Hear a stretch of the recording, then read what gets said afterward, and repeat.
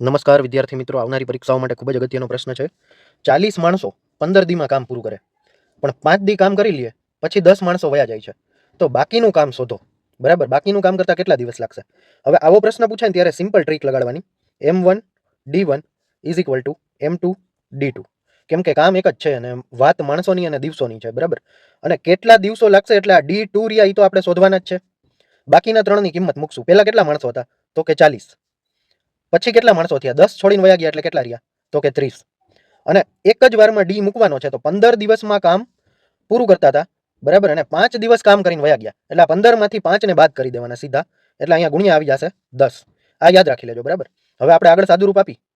40 ગુણ્યા 10, 30 ગુણાકારમાં છે, અહીંયા ભાગાકારમાં આવી જશે એટલે આપણને D2 મળી જશે. 0 0 કેન્સલ થઈ ગયા. હવે 40 ભાગ્યા 3 એટલે 13 તેરી 39 થાય, એટલે 13.33 જવાબ આવશે. કેમ કે 39 ના 3 ભાગ 13 અને 1 નો ત્રીજો ભાગ 33, એટલે 13.33 દિવસો લાગશે. એટલે આપણો ઓપ્શન સી ઇઝ કરેક્ટ. જો દાખલો સમજવાની મજા આવી હોય તો આ ચેનલને સબસ્ક્રાઇબ કરજો. ધન્યવાદ.